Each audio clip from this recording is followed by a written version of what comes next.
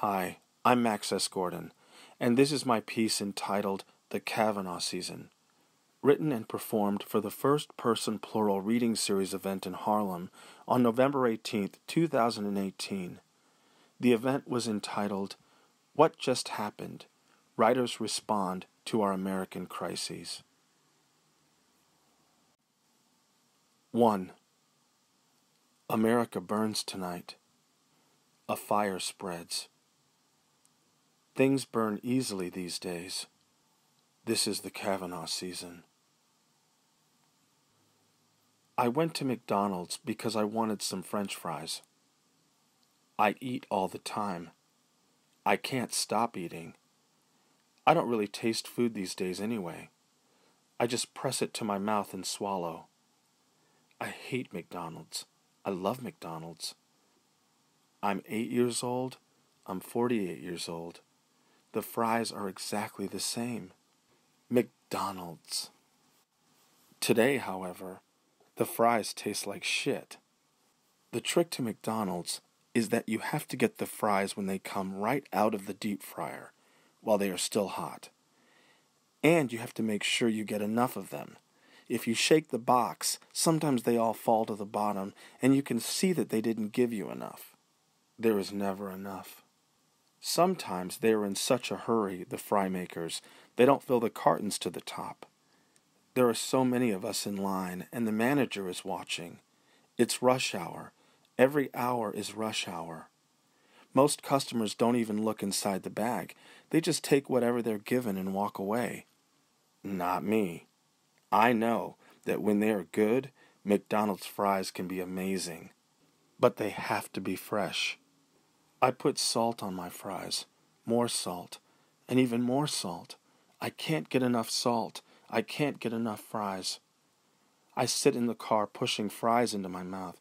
I don't really taste the food anymore. There's never enough food. There's never enough salt. I'm eating all the time these days, during the Kavanaugh season. Why don't I ever feel full? These fries really taste like shit. They're cold, which is the absolute worst thing a French fry can be. I bought them from a McDonald's up the road, but instead of going all the way back there, I drive to the next McDonald's half a mile away. I tell the employee behind the counter, these fries were cold. I bought them up the street. She gives me a look. I give her a look. She hesitates. She dumps 2 small fries that have been sitting under the heating lamp to make 1 large fry. But I'm a French fry connoisseur. I know it doesn't work like that. I don't want those, I tell her. They've been sitting under the lamp. I'd like some fresh fries, please. Those were just made, she says, looking over her shoulder. But we both know she's lying. I watched the lady who made the fries while I was standing in line. She must be new. She put a batch of fresh fries right on top of some old fries that were sitting there, and they got all mixed together. Everyone knows you throw out the old fries when you make new ones. We're a youth culture in America. Fries get old in 15 minutes. People get old in 15 minutes. 15-minute-old fries are garbage. She's an older woman, the woman making the fries. She looks like she might be someone's grandmother. I want to feel compassion for her. She's probably 70 and hates having to stand on her feet all day working. Her legs are probably tired from the way she's moving slowly, her blonde hair in a bun. But I can't feel compassion right now. She's the culprit. She's the one that's fucking up the fries. I just want to get out of here so I can eat in my car in peace. I don't trust the government these days. I don't trust elections. I don't trust the man in the White House. But I've always trusted McDonald's. Friends and lovers have come and gone over the years. Family disappoints. But if you ask me what is the longest relationship of my entire life, I'd have to say McDonald's. As I wait for her response, as my French fry reality hangs in the balance, my mind is flooded with McDonald's memories. My father is scaring us. He's shouting at us again. So my mother puts my sister and me in the car. She knows that saying, "We're going to McDonald's" is a magic phrase like open sesame and will stop us crying. I recall school field trips where the school bus stopped for lunch at McDonald's. Kids unfold crumpled dollars shoved deep in their pockets. Some kids don't have any money, and Mrs. Gleason buys them French fries to share with money from her own purse. Dreams of Happy Meals. But I'm not happy in this moment. In fact, I'm the opposite of happy. I'm fucking furious. And for some reason, incredibly sad. I say to the woman behind the counter, "Can you just make some fresh fries? Please? Please." I sound as if my life depended on it. She says, "I'll have to ask my manager. Technically, we're not supposed to take back fries made at other locations. We lose the profit." The profit? From French fries? Other locations? I'm looking at her like she's crazy. What the fuck are you talking about? The other location is this location. There's a McDonald's across the street from a McDonald's. The whole fucking world is just one McDonald's after another these days. Like there is a Starbucks next door to a Starbucks, across the street from a Starbucks, right above a Starbucks, in the basement of a Starbucks.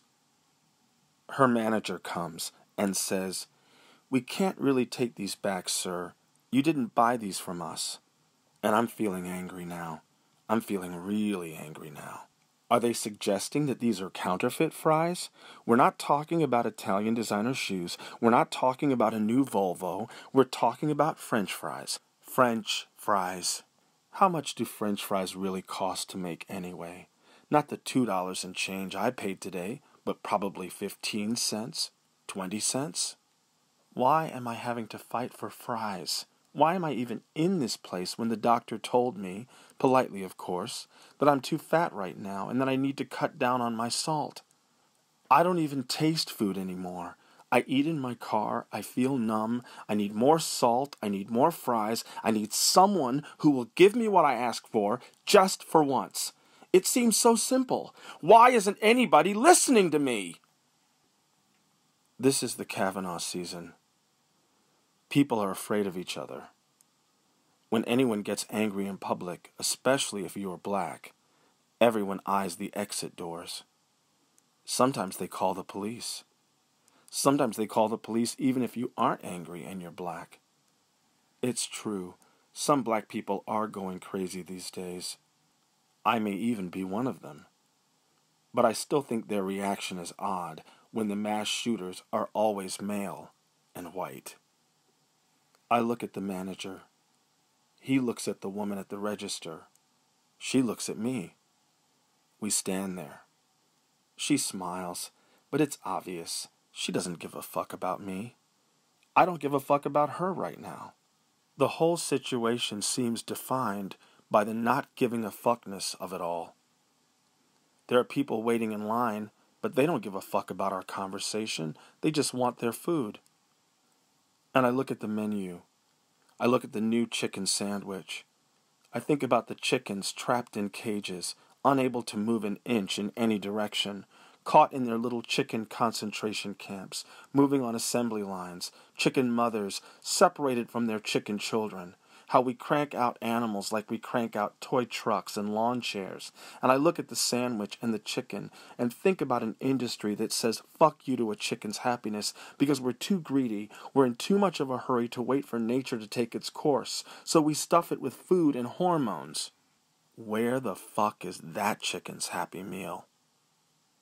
And the chicken says fuck you to us for all the disease in the factories, all the excrement, and for making him go from life to death in 6 weeks in a cage. It gives us cancer. That's how a factory chicken gets its revenge. This situation is spiraling completely out of control. The woman behind the counter is looking at me like, "Fuck you, mister. Why are you holding up my line? I've got a quota and I'm trying to get Employee of the Month."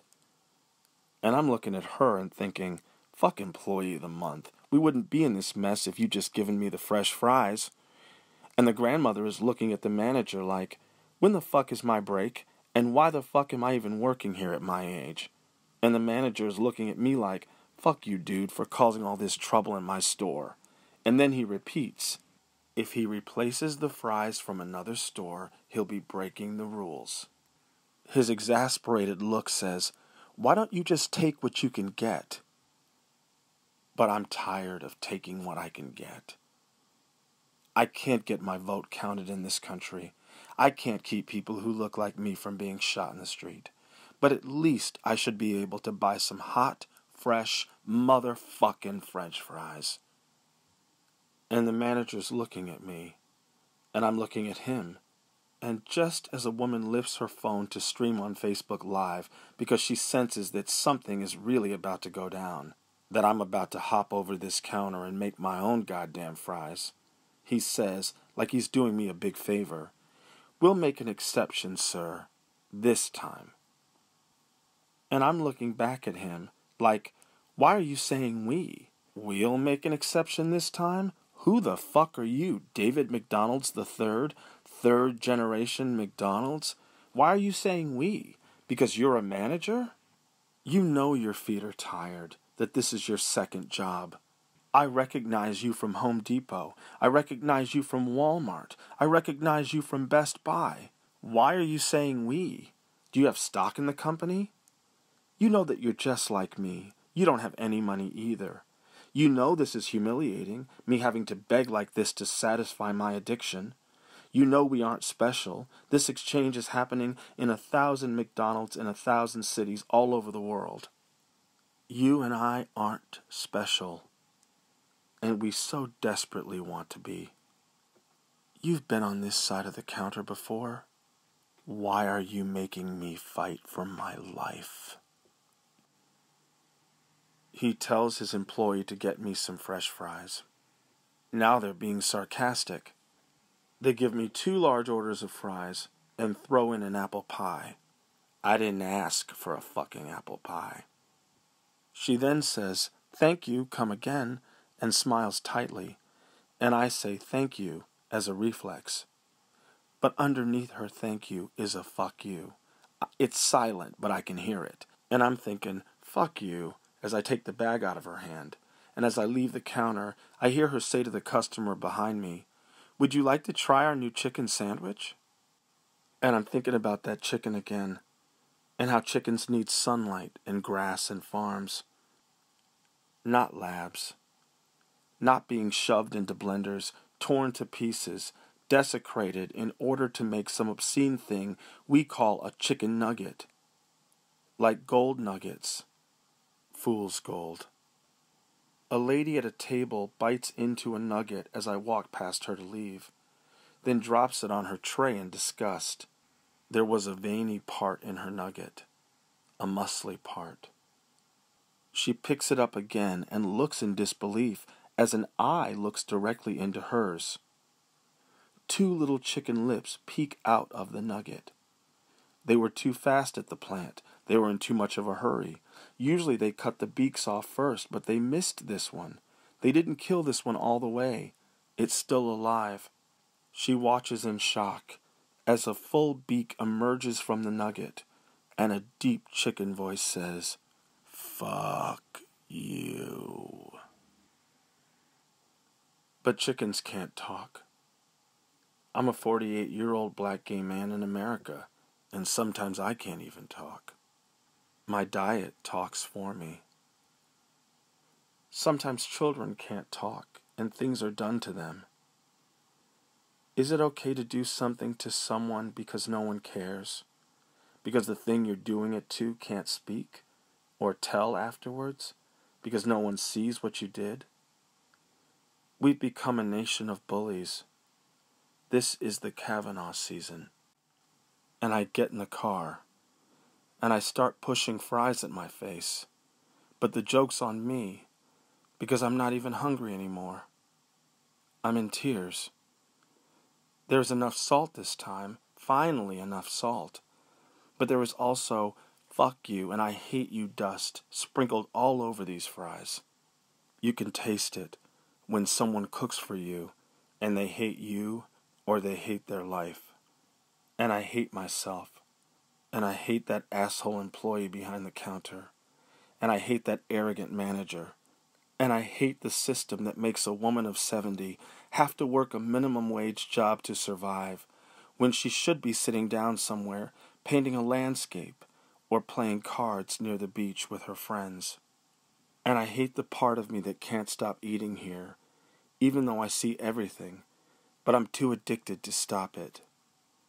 I throw the fries in the garbage. I ate exactly 12 of them, after putting everyone through all that shit. Maybe it wasn't about fries at all, but being seen. But it's not my fault. How do you sustain, day after day, one fuck you interaction after another, and then respond to your life with grace? How do you spend your money and smile when everything in the culture seems to be telling you you should be dead? I'll go to Burger King instead. 2. America is burning. This is the Kavanaugh season. You would think that all the tears that are shed would put out these fires. Someone tried to put out the fire with water, but it was water from Flint. There was more chemicals in the water than water, so the joke was on them. The fires burned even brighter. We go to work, we go to school every day, walking past fires. In churches, in bars, in synagogues, everywhere fire, then gunfire. In the Kavanaugh season, a woman runs for her life. She runs into a building where a committee is waiting for her. She tells them a story, what happened to her, what he did to her. She trembles, she stands alone. She faces a wall of faces, a wall of silence, and still she tells her story. They call it a hearing, but don't people have to listen for it to be a hearing? This is my house. Come inside. Ignore the smoke, the fire is down the hill. I'd like to show you around, and there isn't much time. There are many rooms, but this is the room I know best. This is the closet. I know a closet isn't a room, but I spent so much time there, I call it a room. Wrapped in a blanket, rocking back and forth, I turned off the light and sat in the dark for years. I was so afraid. They say that things are better for queer children these days, but I'm not sure. It was dangerous for us back then. It seems to be getting dangerous again. I shared pornography with my father. Maybe he knew, maybe he didn't. One day I was masturbating, and I noticed I was looking at the men more than the women, and wondered if I was gay. I stood naked in front of the mirror, and looked at the hair growing on my body. I locked the door and kissed the mirror with my eyes open, pretending it was a boy I liked in social studies. I tasted my own semen. It tasted like confusion. I am a growing boy, but what am I growing into? The air in the closet is close. It is warm, dark. I could live in here forever. But who would find me, especially now that the house is burning down? People die in closets, unaware that their house is burning. When did I cross the line? When did I become a homosexual? When I let a man fuck me? Men fuck each other all the time. They fuck each other in boardrooms in corporate America and on Wall Street. I got really fucked on that deal.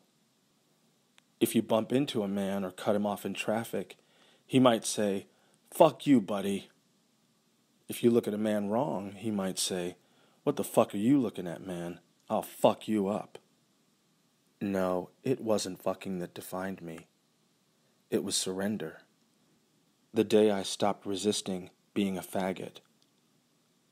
It was when I said to a man who wasn't family or a friend, "I love you." We think homosexuality between two men begins with the penis, but it actually starts with the eyes. I looked into his eyes and behind his eyes as he looked into mine, and we smiled our delight. And I said with my whole body, I'm not going to fight you. I'm not going to bully you. I'm not going to resist you. I'm going to take you in. And I let him inside me. I surrendered. I became a homosexual when I decided no longer to define my relationships with men by violence, by war. And in that moment, part of the war inside myself ended. Where will I go if they make it unsafe to love men again, and my closet is gone, my house burned down?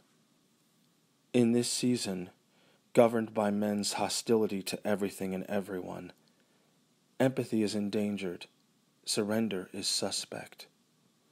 We are told that it only matters that we win. My home is gone, so I suppose I'll hit these streets again. I'll make love clandestinely against brick walls at night. I'll remonstrate and defy and disobey in fragments. I'll organize with others in whispers and wait until they aren't watching. And then I'll do what faggots do best when the world is on fire. I'll wait until the flame is at its brightest, and I'll burn. 3. It's the Kavanaugh season. People are getting away with murder. A black security guard is shot by the police after heroically saving others from a white gunman. A woman runs through the street having testified. She thought she could rest, but now she must go into hiding. Again and again and again. She told her story at a hearing, yet nobody heard. I want sexual assault consigned to a museum one day. Not with the new exhibitions, but a room with artifacts collecting dust. I want it on a shelf, boring and lifeless, sitting next to racism. I want racism fossilized. I want students to walk past, to have to use their imaginations, to have to stretch their minds to comprehend, pen and paper in hand. What was racism like way back then? I want a teacher to tell her class that once upon a time, women were not believed for reporting rape, and they all look around at each other in disbelief, as if they tried to imagine a life without cell phones or indoor plumbing. I want students to try and imagine a time when people were killed for being gay.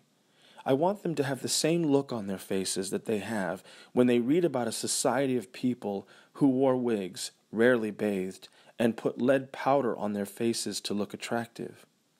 Unbelievable, old-timey, never could happen to us stuff. I want a son to do a report on homophobia, and when he asks his father, "What is homophobia?" his father tells him to go and look it up. I want homophobia to be something that you have to look up. I want racism and sexual assault in a library, stacked in the very back shelves, dust on the edges, haven't been checked out by anyone in years. Sorry, we keep those books in the basement. There isn't much demand these days. We might have it on microfiche, or in a store that's been renovated. We hardly ever get requests for racism anymore. And sexual assault? We're permanently out of stock. A black security guard is shot by the police after heroically saving others from a white gunman. A woman runs through the streets. She cannot rest. She and her children go into hiding. She told us the truth. But in this season, she's the one who has to hide. 4. America's burning. It's the Kavanaugh season. I sit in my car.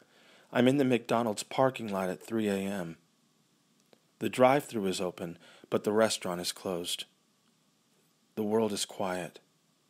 A star is bright in the sky, a North Star. I'm waiting for it to guide me as it has guided me before. I'm waiting for my instructions. A friend of mine says they are bringing back Jim Crow again, in Mississippi, in Georgia, in Florida. Maybe it never left. A politician makes a joke about lynching.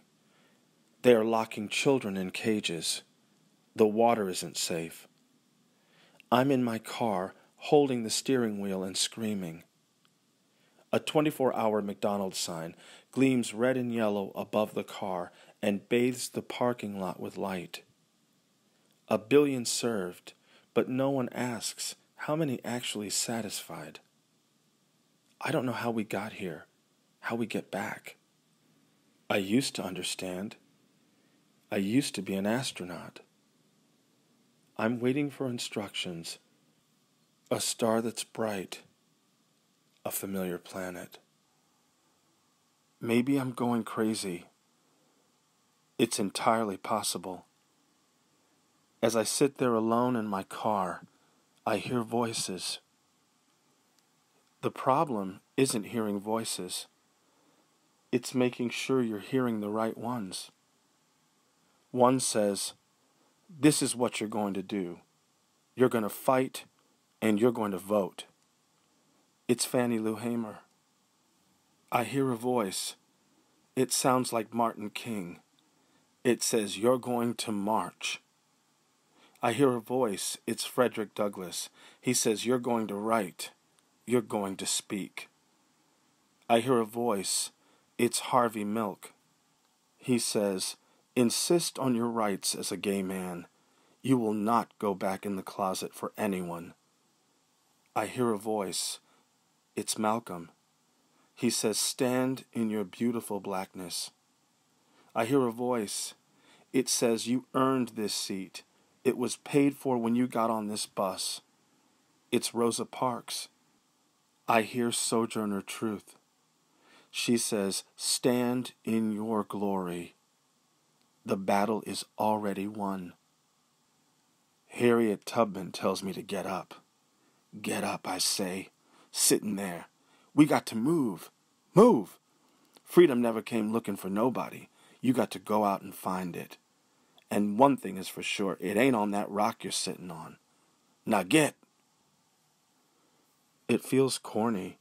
It's like I'm in 5th grade again. I don't know these people. I've never met them. I know them only through history and library books, through documentaries and myth. Yet they come together in my head, and their voices begin to sound like my own. I bang the steering wheel over and over and say the words aloud. Fight, march, write, speak, stand, march, write, fight, speak, march, fight, march, write, speak, fight, stand. I turn on the radio. It's a news program. Stacey Abrams has acknowledged that Brian Kemp is the governor of Georgia, but she will not concede because of the voter suppression in their state. Hers is a living voice I recognize. She is not in my head. Her resistance is black and alive. In her voice, I hear all the others who came before her. I hear Malcolm, I hear Sojourner, I hear King, and the marches and the songs that got us through. Ain't gonna let nobody turn me round, turn me round, turn me round. Ain't gonna let nobody turn me round. I'm gonna keep on a-walking, keep on a-talking, marching into freedom land. Ain't gonna let nobody turn me round, turn me round, turn me round. Ain't gonna let nobody turn me round. I'm gonna keep on a-walking, keep on a-talking, marching into freedom land. America is burning. This is the Kavanaugh season. But the one thing you can always count on: seasons change.